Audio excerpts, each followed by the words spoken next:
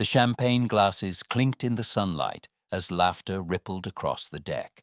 The new house gleamed like a magazine cover. White siding, trimmed hedges, a perfect slice of American suburbia. But down on the lawn, in the shadow of the oak tree she had planted 3 years earlier, Eleanor Reed stood frozen, clutching a small paper bag. Inside was a vanilla candle she'd bought that morning, her housewarming gift. "Eleanor, you really don't need to come," Kelsey said, smiling just enough for the watching guests. "This party's for important people." The words hit like ice water. Around them, conversations continued, no one missing a beat. Someone laughed from the deck, maybe at something else, but the sound cut through her like a blade. Eleanor tried to respond, to make it a misunderstanding, but her voice never left her throat. Above her, her son Michael poured wine into tall glasses, laughing with Kelsey's friends, young professionals she didn't recognize. He didn't even glance her way. For a second, Eleanor thought maybe he hadn't heard, but then he looked up, saw her standing alone, and turned away. A relative from Kelsey's side whispered, "Who's that?" "Oh, just the help," Kelsey replied softly, not bothering to lower her voice enough. Eleanor's heart thudded once, hard. Then silence. The sound of lawn sprinklers clicking nearby, the faint buzz of cicadas. She nodded, lips trembling, and whispered, "Of course," as if agreeing to her own erasure. She turned, heels pressing into the soft earth, and walked toward her car parked by the curb. Her hands shook when she reached for the door handle, but when she sat down, something strange happened. No tears came, no rage, just a cold, steady clarity. She started the engine, letting the quiet hum fill the space. No radio, no music, just the steady rhythm of the tires on asphalt. "At least I still control this," she thought. Back at her small house, the late afternoon sun soaked the living room in amber light. She didn't turn on the lamps. Shadows stretched across the walls like old photographs. She sat in her armchair, the same one she used to read bedtime stories to Michael from, and exhaled slowly. Her fingers brushed the callus on her thumb, the one she'd gotten from signing checks. On the bookshelf sat a framed picture of Michael in his graduation gown, grinning between her and her late husband, Robert. She remembered Robert whispering that day, "Everything we've done was worth it." Now, the silence around her felt heavier than grief.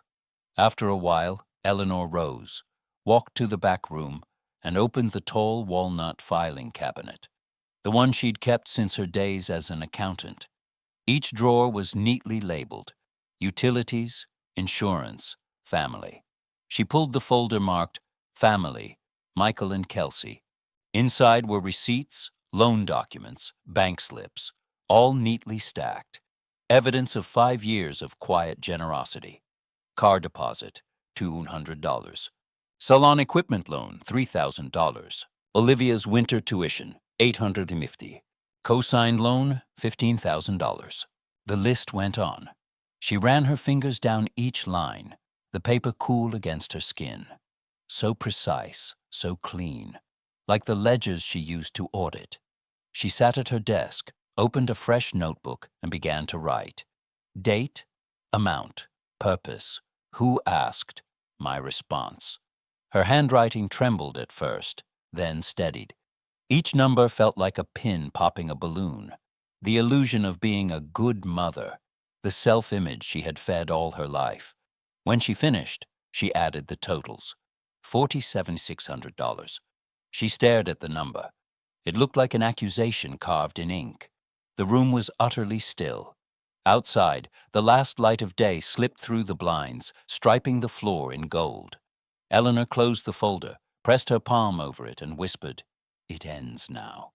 Then she reached for her pen again and wrote, in slow, deliberate letters, "The Bank of Eleanor Reed, closed." Her voice cracked the silence like a vow. That night, she brewed chamomile tea and sat on the porch. The air was cool, scented faintly with cut grass and the distant hum of sprinklers. Yellow leaves tumbled from the trees, drifting freely across her lawn. She thought of Robert again, what he would have said if he were here. Probably something simple, firm, loving. "It's time to live for yourself." Eleanor smiled faintly. The bitterness she'd carried all day softened into something sharper, clarity. Inside, she placed the vanilla candle, the one Kelsey had rejected, on the kitchen table. She didn't light it. Not yet. Instead, she looked out through the window at the darkness folding over the neighborhood and whispered to herself, "If I stop paying, will I still be called Mom?" No one answered. Only the faint sound of wind brushed the glass, gentle, indifferent. But somehow it felt like the first breath of her new beginning. The next morning, the sun rose pale and cold, casting long stripes across the kitchen floor. Eleanor Reed sat at the table, a mug of coffee steaming beside her, the same notebook open to that final line. The Bank of Eleanor Reed, closed. She dressed neatly, as if for work, though she'd retired years ago. The air outside smelled of frost and gasoline when she pulled into the local branch of First Community Bank, the same one she'd visited for every transfer to Michael and Kelsey. The marble floors gleamed under the morning light. The American flag fluttered faintly through the window, and the faint scent of printer ink hung in the air. "Good morning, Mrs. Reed," said Ryan, the account manager, with his practiced warmth. "The usual transfer?" Eleanor shook her head. "Not today. I'd like to cancel all automatic payments to my son and daughter-in-law," she said, her tone steady, "and open a new savings account, under my name only." Ryan blinked, clearly surprised. For years she had been punctual, generous, predictable. Now her voice carried something else, finality. "Are you sure?" he asked. "I've never been more sure." The printer hummed as the new forms rolled out. Eleanor signed each page with a firm, unshaking hand. As the ink dried, she felt an almost physical weight lift off her shoulders. When she left the bank, the winter wind caught her scarf, and for the first time in years, she didn't feel small. She felt free. By noon, her phone began to buzz. First, Michael. "Mom, I think you forgot the transfer this week. We've got bills due." Then, Kelsey. "Hey, just checking if everything's okay. Olivia's tuition is late, and we really need that deposit." Eleanor stared at the screen. Her thumb hovered. Then she locked the phone and set it face down. That evening, she went to the grocery store and filled a small basket. Milk, eggs, a loaf of sourdough, and a bar of dark chocolate. The cashier handed her the receipt, $6.29. She slipped it into her wallet. "I keep a receipt for bread," she thought, "but I let $47,000 vanish without one thank you." The following day, the calls turned sharp. "Mom, what's going on?" Michael's voice snapped through the phone. "You know we have a loan payment this week." Eleanor exhaled softly. "I know. And I've decided to stop helping." "You've decided?" His tone hardened. "Who's been talking to you? Is someone putting ideas in your head?" "No one," she said. "Just me." And hung up. By the afternoon, someone was knocking at her door. She peeked through the curtains. Michael and Kelsey stood on the porch, faces tight. Kelsey's voice was sugar-coated venom. "Mom, we're family. If you stop now, Olivia will suffer. Don't you want your granddaughter to have stability?" Eleanor opened the door, but didn't step aside. The threshold between them felt like a line drawn in stone. "I think," she said calmly, "if you truly cared about Olivia, you'd learn to provide for her yourselves." Michael clenched his jaw. "You're selfish," he hissed. "Dad would be ashamed." Eleanor's voice trembled, but not with fear. "Your father would be ashamed of what you've become." For a long moment, no one spoke. Then Kelsey turned sharply, muttering, "You'll regret this," before storming to the car. Tires screeched down the quiet suburban street, leaving only the flutter of dead leaves in their wake. Eleanor's knees weakened, but she didn't fall. She stood in the doorway, breathing in the cold air, the silence of her own choice. That night, She wrote in her notebook, "Today I wasn't bullied by guilt or tears. For the first time, I said no, and meant it." The next morning, while she was raking leaves, a voice called from across the street. "Eleanor, you okay, hun?" It was Linda Brooks, her neighbor for over a decade. Silver-haired, wearing a flannel jacket, she walked over holding a watering can. "I heard shouting yesterday," Linda said gently. "Everything all right?" Eleanor hesitated. Then something in Linda's steady eyes loosened her guard. She told her everything: the money, the humiliation, the threats. When she finished, Linda set the watering can down and took her hand. "You're not alone, dear. My own son tried to have me declared incompetent to take my house. It happens more than you'd believe." Eleanor stared, stunned. "How did you fight back?" "Proof," Linda said simply. "Documents, witnesses, and courage. You have all three." A long silence fell, broken only by the rustle of the wind. For the first time, Eleanor felt something stronger than fear: solidarity. That night, she opened her folder again, organizing every text and bank statement into neat piles. Beside her, the notebook waited, half filled with truth. Before turning in, she added one final line: "The war has begun. And this time, I'm ready." Outside, a single porch light glowed against the darkness, small but unyielding, like her. A week later, a thick envelope arrived in Eleanor Reed's mailbox. The paper felt too heavy, the ink too official. The return address read, "Superior Court of Kings County." Inside, the petition began coldly: "Petition to verify civil competency of Mrs. Eleanor Reed, filed by Michael Reed and Kelsey Hart." Her name sat there in quotation marks, as if she were a questionable person rather than a living woman. Eleanor read every line, each word pounding in her skull. Memory loss, irrational spending, risk of financial exploitation. They had turned her love into a weapon and aimed it straight at her. That night, she called Daniel Cole, her attorney. The next morning, he arrived at her kitchen table, spreading the papers beneath the soft light of her chandelier. "They're going for a guardianship," Daniel said, tapping the page. "They want control of your accounts. It's classic. Make you look unstable, then claim to protect you." Eleanor's voice was steady. "Then we make sure no one believes that lie." Daniel nodded. "We'll need proof you're of sound mind. Medical evaluations, financial records, even witness statements. Every document matters now." And so began the quiet war. 2 days later, Eleanor sat in a bright office filled with potted plants and morning sunlight. Across from her, Dr. Ava Moore, a clinical psychologist, smiled warmly. "Let's start with a few questions," she said. Dr. Moore tested her memory, logic, and math skills. Eleanor solved every problem, recited numbers backward, recalled dates and names from years ago. When asked to total her financial assistance to her son, she answered instantly, $47,600. The doctor paused, impressed. "Mrs. Reed," she said finally, "your mind is sharper than most people half your age. I'll prepare a full report." When Eleanor left the clinic, a breeze lifted her hair. For the first time in weeks, she felt like the ground under her feet was solid again. But that evening, the phone rang. A woman's voice, polite and practiced, said, "Hello, Mrs. Reed. I'm a social worker following up on a report. We've received concerns about your mental stability. May I schedule a home visit?" Eleanor's heart raced, but her tone remained cool. "Not without my attorney present," she replied. The woman hesitated, mumbled something about policy, and hung up. Eleanor immediately called Daniel. He sighed.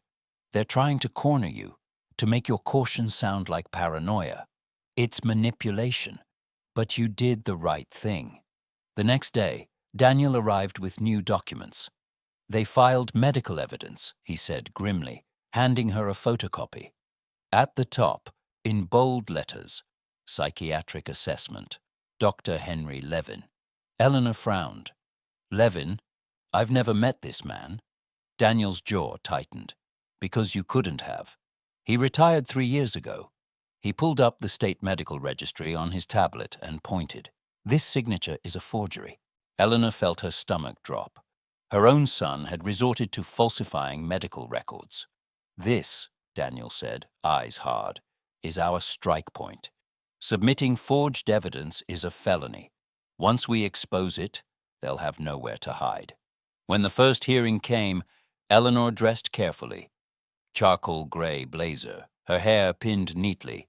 The courtroom smelled of old wood and dust, heavy with tension. Across the aisle sat Michael and Kelsey, both stiff and silent. Kelsey avoided eye contact. Michael glared straight ahead. Their attorney began smoothly, painting Eleanor as an aging woman confused by technology, prone to erratic decisions, possibly influenced by outsiders. Eleanor clenched her fists beneath the table, but Daniel stayed calm. When the opposing lawyer presented the forged medical document, Daniel stood. "Your Honor," he said, "we request this record be verified by the medical board. The doctor named here retired in 2020. Murmurs rippled through the courtroom. The judge nodded. "Proceed." Moments later, Dr. Levin himself entered, thin, white-haired, carrying a cane. He took one look at the document and spoke clearly. "This is not my signature. I have never met Mrs. Reed, nor have I written this report. Whoever submitted this is guilty of forgery." The courtroom went dead silent. Kelsey went pale. Michael's face drained of color. Daniel laid out the next blow. Bank statements, text messages, loan transfers, each one projected onto the courtroom screen. The numbers glared under the light. $200, $3,000, $850, $15,000. Then he spoke slowly, like a final hammer strike.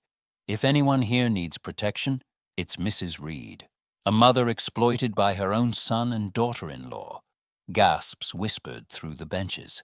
Eleanor stared down at her hands, trembling, but not from fear. When the judge called a recess, Eleanor rose, spine straight, head high. As she turned, she caught Michael's eye for the first time. His glare faltered. Outside the courthouse, wind swept through the flags. Daniel placed a hand on her shoulder. "You didn't just defend yourself," he said. "You exposed them." Eleanor looked out at the horizon, her voice soft but certain. "It's only the beginning." And somewhere behind her, the sound of the American flag flapping in the wind felt less like noise and more like applause. The courthouse smelled of rain and tension that morning.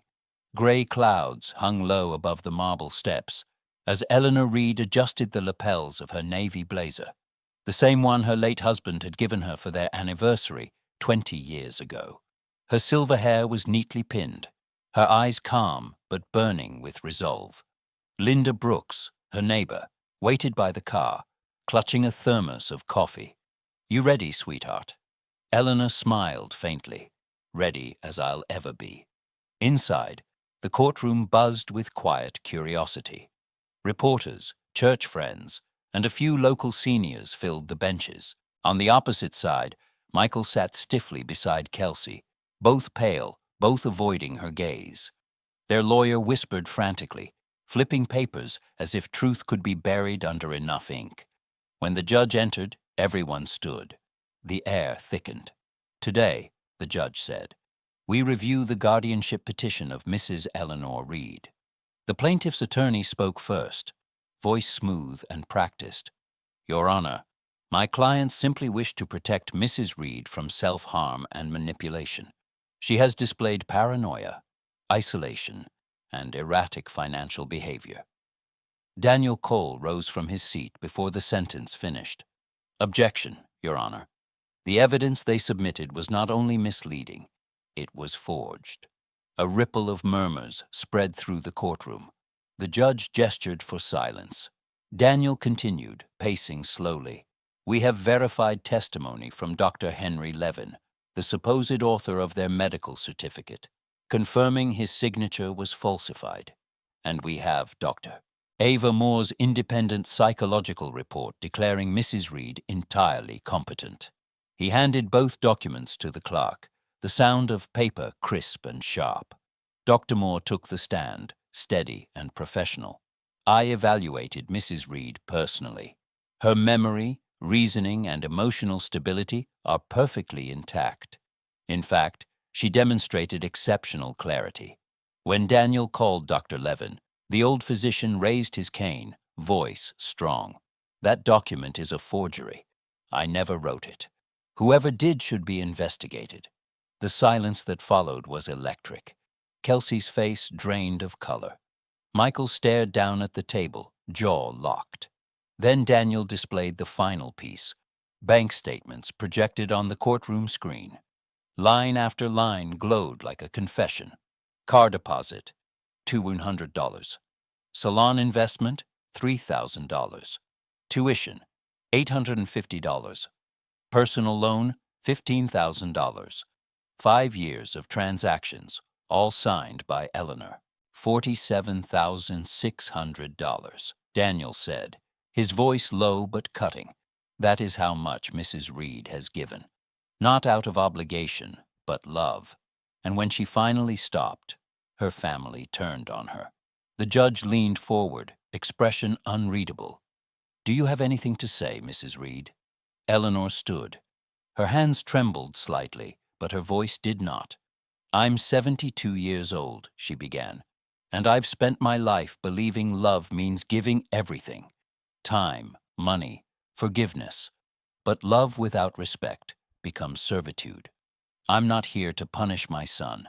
I'm here to end the silence that lets people like me be drained dry by their own family." For a moment, no one breathed. Then, somewhere in the back, a woman quietly clapped. And soon others followed, hesitant at first, then strong. The judge raised a hand for order, but his tone softened. "This court hereby denies the guardianship petition and refers the forged documents for criminal investigation." The gavel struck once, final. Eleanor exhaled, shoulders trembling. Justice didn't roar. It landed like a quiet thunder inside her chest. As the courtroom emptied, Michael rose abruptly and stormed out, Kelsey trailing behind him. Eleanor watched his back fade through the doors and felt her heart crack, but not break. Some losses, she realized, were the price of freedom. Outside, rain had cleared, and the air smelled clean. Linda caught her hand. "You did it, Eleanor. You stood tall." Eleanor smiled through tears. "We did it." Days later, her story appeared in the local paper. Mother wins case against children in landmark family exploitation trial. Strangers sent letters of support. Neighbors left flowers on her porch. But the most meaningful visit came from a trembling widow who whispered, "Because of you, I found the courage to say no." And so, with Linda's help, Eleanor founded a small community group at the local church. Mothers Who Won't Be Silent. They met every Sunday afternoon under stained glass light, sharing stories, trading legal advice, and finding strength in each other's scars. Daniel volunteered his time, explaining rights, wills, and protection orders. The group grew quickly: widows, retirees, women once too ashamed to speak. One evening, as the others left, Eleanor lingered in the quiet hall. She placed her palm against the cool glass of a window, watching the sunset burn orange behind the steeple. For the first time in years, she didn't feel small or old. She felt alive. That night, she lit the vanilla candle she'd once bought for the party that had erased her. Its soft glow filled the room, golden and warm. On the wall, the wooden sign that read "Home" gleamed faintly in the light. Eleanor whispered, "I lost a son but found myself, and maybe that's the beginning of peace." Outside, the wind moved gently through her garden of roses and daisies. The candle flickered, steady but bright, just like her.